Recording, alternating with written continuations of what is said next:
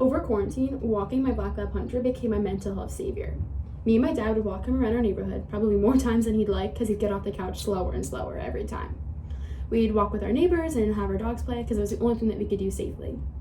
One day, my neighbor Mike asked us what tricks Hunter could do, so I showed him Hunter's sit, down, and paw, thinking that we were doing some pretty cool tricks. But then, when his 6-month-old Bernedoodle mix Vienna spun around herself not only in one direction, but both, I knew Hunter had some work to do. So then, after a little bit of work, we went back to Mike and Vienna a couple weeks later to show them our newest trick, playing dead. So Hunter went from just being that big dog who could only give you his paw to the dog that people would stop to ask to see the new trick they heard he could do because they thought it was so cool. Today I'm going to teach you how to teach your dog to play dead, I'll tell you about all the benefits there are to training your dog, as well as my tips and tricks for success. So let's get started with how to teach your dog to play dead. Start by having them be in the down position. You're going to hold treats in your hand like this and place it by their nose. You're going to lure your dog over to their side. Once they're on your side, you're going to say yes and give them their treat. Once they're doing that, you're going to continue to lure them all the way over onto their back so their feet are to the ceiling. Again, giving them the yes and the treat. Once they're doing that with almost no luring from you, you can add in a verbal bang and handguns like this so the trick is a little bit more fun. The American Kennel Club says that you can also watch your dog, and whenever they fall onto their sides or their back on their own, you could give them the bang, cue, and a treat so that you're just watching them in their normal behaviors. Eventually, you'll be able to do this with no treats, and it's going to be a super cool trick to show your friends and family. Now that you know a cool trick, why is training your dog so important?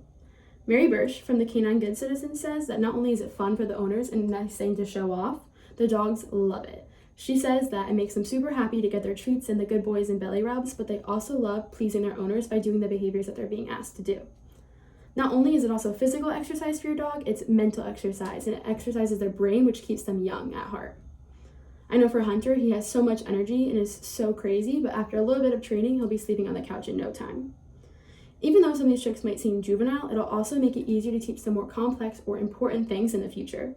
For example, Hunter now can do some other tricks like sit pretty and jumping through my arms, but he's also training in nose work, which will help him one day help humans by possibly being a search and rescue dog or being a bomb sniffing dog. So there's really no negatives to training your dogs and teaching them tricks besides that your neighbors might be a little jealous. So now that you know why training your dog is so good for them, how do you keep up with it? It could be hard. My first tip is patience. It can be super easy just to get discouraged when your dog isn't doing what they're wanting, so try to not get so discouraged. Also, keep your training to only 15 minutes, because that's really all your dog can handle. Also, don't be afraid to put the treats away if needed, because there's always other days to train. You also want to make sure that your treats are good treats with a super strong smell, so that they're valuable enough for your dog to do the behavior that you're asking. Jennifer Lesser from thedogstore.com also says that timing is key. So the timing of when you cue them to do the behavior to when you give them their treat is all extra important. Lastly, consistency. You've heard that consistency is key, and that even applies to training your dog.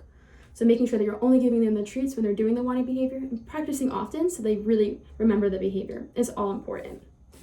So training your dog might seem like easy and not super beneficial to your dog, but there's so much more to it. Today, I not only taught you how to teach your dog to play dead and told you about the benefits of training your dog, I told you my tips and tricks for success. Even though I started training my dog Hunter fueled by jealousy that my dog couldn't do a lot of things, not only can I show off tricks now, Hunter is happier, healthier, and much better behaved than ever before.